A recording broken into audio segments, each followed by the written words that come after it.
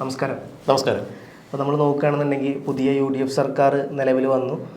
വലിയ തരത്തിലുള്ള പ്രഖ്യാപനങ്ങൾ നടന്നു. സ്ത്രീകൾക്ക് സൗജന്യ ബസ് യാത്രയുമായി ബന്ധപ്പെട്ട അടുത്ത മാസം 15-ാം തീയതി മുതൽ പ്രാബല്യത്തിൽ വരും. അതുപോലെ യൂത്ത് കോൺഗ്രസ് നേതാക്കന്മാർക്കെതിരെ ഉണ്ടായ പ്രശ്നത്തിലുള്ള SIT അന്വേഷണത്തിന് ഉത്തരവിടുന്നു. അങ്ങനെ പല തരത്തിലുള്ള കാര്യങ്ങൾ മുമ്പോട്ട് വരുന്നു. അതിൻ്റെ എല്ലാം ഇടയിലാണ് ഇപ്പം ഏറ്റവും പുതുതായിട്ട് MV ഗോവിന്ദൻ ഇന്നലെ പറഞ്ഞത്, എന്താ പറയുക, തൻ്റെ ഭാഗത്ത് ഒരുപാട് തെറ്റ് പറ്റിയിട്ടുണ്ട് എന്നുള്ളതും വീട്ടുകാർ തന്നോട് ചോദിക്കാറുണ്ട് കണ്ണാടിയിൽ നോക്കാറില്ലേ എന്നുള്ള സംഭവങ്ങളും, അതേപോലെ എന്താ പറയുക, അതുമായി ബന്ധപ്പെട്ട് ഇന്നലെ മറ്റൊരു കാര്യം ഉണ്ടായി. നമ്മളെ കേരളയിലുമായി ബന്ധപ്പെട്ട കാര്യങ്ങൾ മുഖ്യമന്ത്രി അത് റദ്ദാക്കിയ കാര്യം ഔദ്യോഗികമായിട്ട് പ്രഖ്യാപിക്കുന്നു. ആ മഞ്ഞക്കല്ലുകൾ എടുത്തു പറയുന്നു. അപ്പം ഇതുമായി ബന്ധപ്പെട്ട് EP ജയരാജൻ പറഞ്ഞ മറ്റൊരു കാര്യമുണ്ട്. പിന്നെ ഇങ്ങനെ പോവുകയാണെങ്കിൽ കോൺഗ്രസ് എന്താ പറയുക കൊച്ചി മെട്രോ അല്ലെങ്കിൽ വിഴിഞ്ഞം തുറമുഖം പദ്ധതി ഇതെല്ലാം നിർത്തലാക്കുമോ? അതൊന്നും നിർത്തലാക്കരുത്. ഇത്തരത്തിൽ ഇടതുപക്ഷം മുമ്പോട്ട് വെച്ചത് കേരളത്തിൻ്റെ വികസനത്തിന് വേണ്ടിയിട്ടുള്ള പല കാഴ്ചപ്പാടുകളാണ്. അതെല്ലാം തകർത്ത് തരിപ്പണമാക്കുന്ന തരത്തിലോട്ട് UDF പോകരുത് എന്നുള്ള തരത്തിലൊരു പോസ്റ്റ്, നല്ല FB പോസ്റ്റ് അദ്ദേഹത്തിനെ കണ്ടായിരുന്നു. അപ്പം ഈ ഒരു വിഷയത്തിൽ സാറിൻ്റെ കാഴ്ചപ്പാട് എന്താണ്? അത് ഫവാസെ, ഇവർ ശരിക്കും പറഞ്ഞാൽ ഇപ്പോഴും യാഥാർത്ഥ്യങ്ങളിൽ നിന്ന് വളരെ അകലെയാണ് എന്ന് മനസ്സിലാക്കേണ്ടിയിരിക്കുന്നു. കാരണം ഇപ്പോൾ EP ജയരാജൻ ഇത്തരത്തിലൊരു പ്രസ്താവന നടത്തണം എന്നുണ്ടെങ്കിൽ അതിലേക്ക് ആദ്യം വരാം.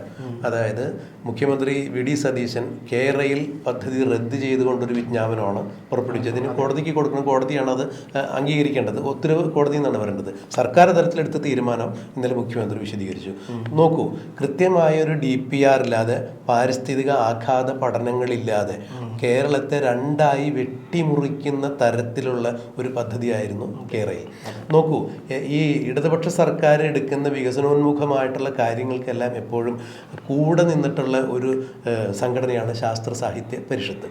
ഇടത് മനസ്സുള്ള ഒരു സംഘടന തന്നെയാണ്. ശാസ്ത്ര സാഹിത്യ പരിഷത്തിലെ തലമുതിർന്ന ആളുകൾ വരെ അഭിപ്രായപ്പെട്ടു ഇത് പാരിസ്ഥിതിക ആഘാതങ്ങൾ ഉണ്ടാക്കുന്ന ഒരു നടപടിക്രമം തന്നെയാണ്. വികസനം വേണം, പക്ഷെ വികസനത്തിൻ്റെ പേരിൽ കേരളത്തെ ഇങ്ങനെ രണ്ട് ഭാഗമായി, അത് ഈ പശ്ചിമ ജർമ്മനി പൂർവ്വ ജർമ്മനിക്ക് നടുവിലൂടെ ഒരു മതിൽ കടന്നു പോകുന്നു എന്ന് പറഞ്ഞ പോലെ ആയിരിക്കും തിരുവനന്തപുരം മുതൽ ഈ കാസർഗോഡ് വരെ കേരളയിൽ വന്നാലുള്ള അവസ്ഥ. നോക്കണം, ഈ 2018 പ്രളയം ഫവാസിന് ഓർമ്മയുണ്ടാവും അല്ലേ?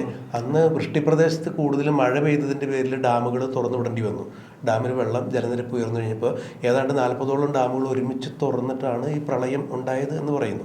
ഇത്രത്തോളം വെള്ളം താങ്ങാൻ അന്ന് സമനിരപ്പിൽ കിടന്ന കേരളത്തിന് സാധിച്ചില്ല എന്നുണ്ടെങ്കിൽ ഇന്നിപ്പോൾ കേരളത്തിന് കുറുകെ ഒരു ഭിത്തി, 15 അടി പൊക്കത്തിലൊരു ഭിത്തി കെട്ടി അതിന് മുകളിലൂടെ കേരളയിൽ പോകുമ്പോൾ ഈ ഇത്തരം ഒരു പ്രളയം സ്വാഭാവികമായി തന്നെ വരാനുള്ള സാധ്യതയാണ് ഇവരെല്ലാവരും ചൂണ്ടിക്കാണിച്ചത്. ഒരു മഴ പെയ്താൽ അപ്പോൾ വിഷയമാവും. മാത്രമല്ല, ഇങ്ങനെയൊരു കേരളയിലെ ഒരു പദ്ധതി വരുമ്പോൾ തിരുവനന്തപുരം മുതൽ കാസർഗോഡ് വരെ ഈ ഭിത്തി കെട്ടിപ്പൊക്കുന്നതിന് വേണ്ടി സഹ്യപർവ്വതം മുഴുവൻ ഇടിച്ചു നിരത്തിയാലും കരിങ്കല്ലും മണ്ണും കിട്ടില്ല എന്നാണ് പറയുന്നത്. എവിടെ നിന്ന് ഉൽപ്പാദിപ്പിക്കും അത്? അപ്പോൾ ഇത്തരം പല വിഷയങ്ങളും കണക്കിലെടുക്കാതെ കൃത്യമായൊരു DPR ഇല്ലാതെ അശാസ്ത്രീയമായ രീതിയിൽ കൊണ്ടുവന്ന മറ്റെന്തൊക്കെയോ ലക്ഷ്യങ്ങൾ മുൻനിർത്തിക്കൊണ്ട് തന്നെയാണ് വികസനം എന്ന പേരിൽ കേരളയിൽ കൊണ്ടുവന്നത്. അതിൽ എടുത്തു പറയേണ്ട മറ്റൊരു വസ്തുത, അതായത് ഞാൻ ആലുവ സ്വദേശിയാണ്. ആലുവയ്ക്ക് തൊട്ടടുത്ത സ്ഥലമാണ് കീഴുമാട് എന്ന് പറയുന്ന സ്ഥലം. എനിക്ക് വലിയ പരിചയമുള്ള സ്ഥലങ്ങളാണ്. അവിടെയൊക്കെ 3 സെൻറ്റിലും 4 സെൻറ്റിലും ഒക്കെ താമസിക്കുന്ന ആളുകൾ, നിർധനരായിട്ടുള്ള ആളുകൾ, അവരുടെ അടുക്കള വരെ പൊളിച്ചിട്ട്, അടുപ്പുകല്ല് വരെ പൊളിച്ചിട്ട് മഞ്ഞക്കുറ്റിയിട്ട സംഭവത്തിന് ഞാൻ ദൃക്സാക്ഷിയാണ്. ഈ വിഷയമായിട്ട് ബന്ധപ്പെട്ട് നമ്മൾ അവിടെ പോയിട്ടുണ്ടായിരുന്നു. ഇതുപോലെ ആലപ്പുഴയിൽ 2 സെൻറ്റ് 3 സെൻറ്റിലൊക്കെ താമസിക്കുന്ന ആളുകളുടെ 2 സെൻറ്റിലും 3 സെൻറ്റിലും താമസിക്കുന്ന ആളുകൾ വികസനത്തിൻ്റെ പേരിൽ അവരെ മാറ്റി നിർത്താൻ പാടില്ല എന്ന് നമ്മൾ പറയുന്നില്ല. പക്ഷെ അവർക്ക് പുനരധിവാസം ഒക്കെ ഒരു പാക്കേജൊക്കെ ഉണ്ടാക്കി കൊടുത്തിട്ട് വികസനം ആവശ്യമാണെന്നുണ്ടെങ്കിൽ തീർച്ചയായും അത് ചെയ്യണം, വേണ്ട എന്ന് പറയുന്നില്ല. പക്ഷേ ഇത്രത്തോളം അശാസ്ത്രീയമായ ഒരു കാര്യം കൊണ്ടുവന്നിട്ട് ഇവരുടെയൊക്കെ അടുക്കളയിലേക്ക് കൊണ്ടുപോയി മഞ്ഞക്കുറ്റി നാട്ടി. ഇവിടെ മറ്റൊരു വലിയൊരു അപകടം കൂടി ഉണ്ടായി. കാരണം ഈ മഞ്ഞക്കുറ്റി നാട്ടി കഴിഞ്ഞിട്ടുണ്ടെങ്കിൽ വീട്ടിൽ പഠിക്കുന്ന ഒരു കുട്ടി അല്ലെങ്കിൽ കല്യാണം കഴിക്കാൻ പ്രായമായ ഒരു കുട്ടി ഉണ്ടെങ്കിൽ നിർധനർക്ക് ഇത് ബാങ്കിൽ പണയം വെച്ചിട്ടാണ് കുട്ടികളെ പഠിപ്പിക്കുക അല്ലെങ്കിൽ കല്യാണ ആവശ്യമൊക്കെ നടക്കുന്നത്. ഒരു ബാങ്കും ഈ മഞ്ഞക്കുറ്റി നാട്ടിയ സ്ഥലത്ത് ഒരു ആധാരം എടുക്കാൻ അവർ തയ്യാറില്ല. അത്തരം ദൂരവ്യാപകമായിട്ടുള്ള പ്രശ്നങ്ങളാണെന്നുണ്ടായത്. ഈ വിഷയങ്ങൾക്കൊക്കെയാണ് ഇന്നലെ സർക്കാർ പരിഹാരം കണ്ടത്. അങ്ങനെ ഏറ്റെടുത്ത സ്ഥലങ്ങൾ എല്ലാ വിവിധ വ്യവഹാര ക്രയവിക്രയ അവകാശത്തോടു കൂടി ആ ഭൂവുടമകൾക്ക് തിരിച്ചു കൊടുക്കാനുള്ള ഉത്തരവ് മഞ്ഞക്കുറ്റി പിഴുതെറിയണം, ഈ പദ്ധതി റദ്ദാക്കുന്നു എന്ന് പറഞ്ഞൊരു കാര്യമാണ് സർക്കാരിൻ്റെ ഭാഗത്തു നിന്നുണ്ടായത്.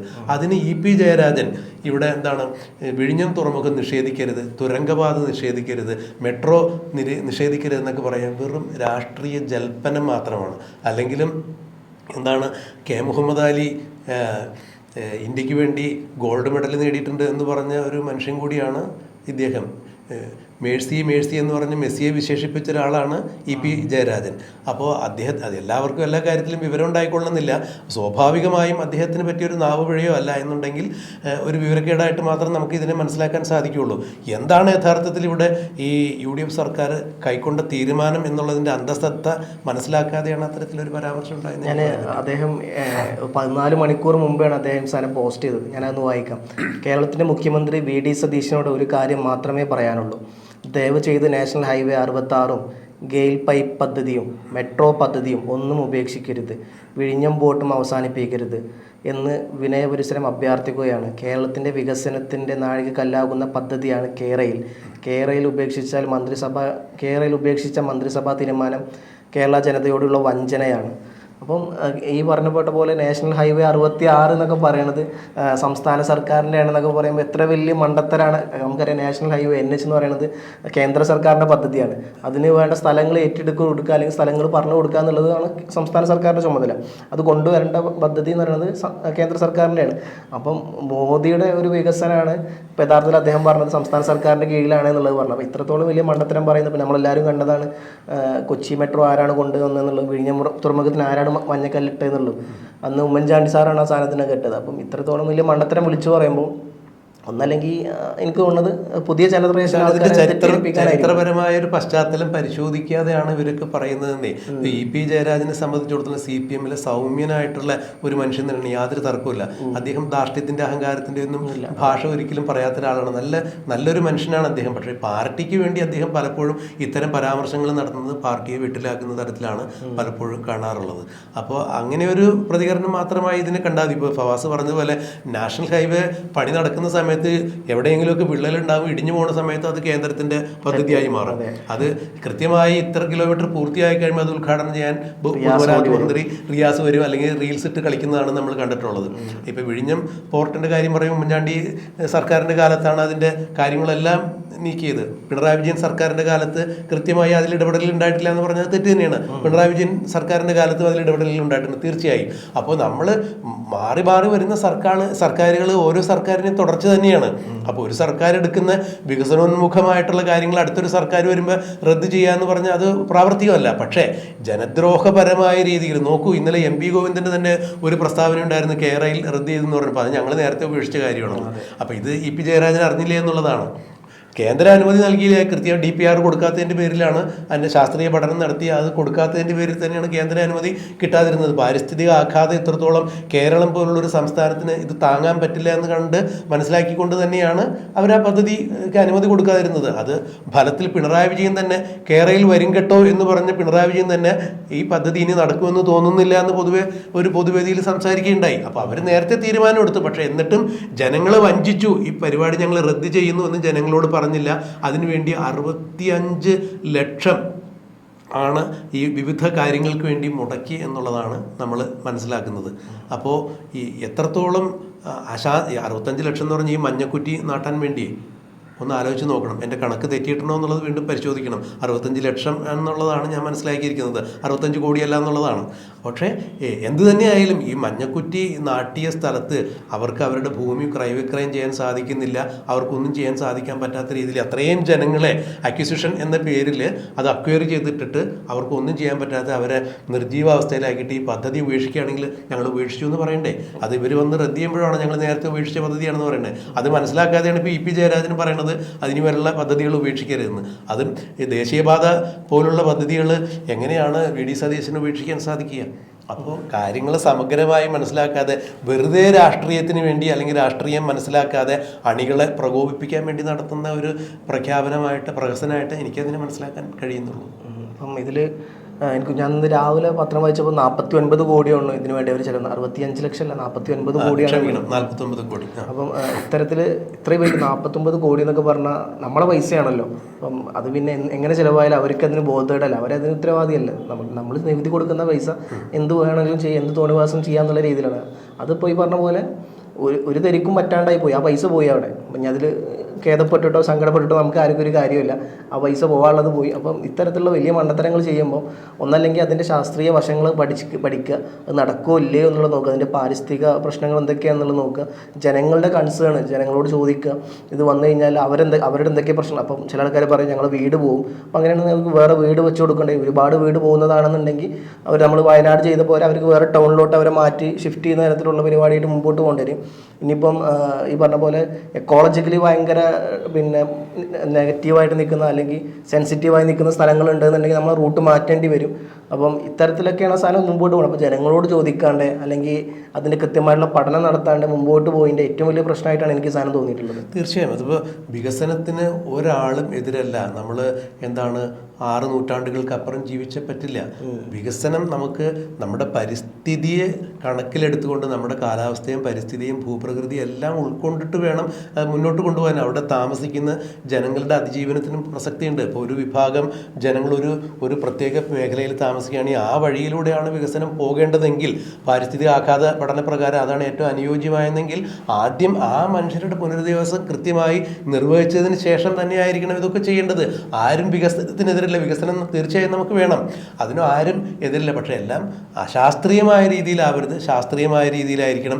മനുഷ്യരെ വിശ്വാസത്തിൽ എടുത്തുകൊണ്ട് വേണം ഇതെല്ലാം ചെയ്യാൻ. മനുഷ്യരെന്ന് പറഞ്ഞതുപോലെ മനുഷ്യർക്ക് മാത്രമുള്ളതല്ല ഭൂമി, മറ്റുള്ള അനേകം ജന്തു ജീവജാലങ്ങളുടെയും ആ ഒരു ആവാസ വ്യവസ്ഥയ്ക്ക് വലിയ പ്രശ്നങ്ങളില്ലാത്ത രീതിയിൽ വേണം, ഒരു സമതുലിതാവസ്ഥയിൽ വേണം ഇതൊക്കെ പോകാൻ എന്നുള്ളത് തന്നെയാണ് നമ്മുടെ ഒരു പക്ഷം. എനിക്ക് തോന്നിയിട്ടുള്ളത് MV ഗോവിന്ദൻ്റെ പാർട്ടി ക്ലാസ്സിൽ എന്തായാലും EP ജയരാജൻ കയറി ഇരിക്കണം എന്നുള്ളൊരു അഭ്യർത്ഥന എനിക്ക് വെക്കാണ്ട്. കാരണം എന്താണെന്ന് വെച്ച് കഴിഞ്ഞാൽ MV ഗോവിന്ദൻ ഇന്നലെ തന്നെ ഔദ്യോഗികമായിട്ട് പറഞ്ഞ് അത് ഞങ്ങൾ പണ്ടേ വിട്ട സാധനമാണ്, കാരണം കേന്ദ്ര സർക്കാരിൻ്റെ കയ്യിൽ നിന്ന് പെർമിഷൻ കിട്ടുന്നില്ല എന്ന് കണ്ടപ്പോൾ ഞങ്ങൾ വിട്ടതാണ്. ആ വിട്ട കാര്യം ഇപ്പോഴും EP ജയരാജൻ അറിഞ്ഞിട്ടില്ല എന്ന് പറയുമ്പം വളരെ മോശമാണ് സാധനം. അപ്പം എനിക്ക് തോന്നുന്നു പാർട്ടി ക്ലാസ് കൃത്യമായിട്ട് എല്ലാവരിലോട്ട് എത്തിയിട്ടില്ല. ഏറ്റവും അടുത്ത പാർട്ടി ക്ലാസ്സിൽ എന്തായാലും EP ജയരാജനെ MV ഗോവിന്ദൻ ക്ഷണിക്കണം എന്നുള്ളൊരു അഭ്യർത്ഥന കൂടി എനിക്കുണ്ട്.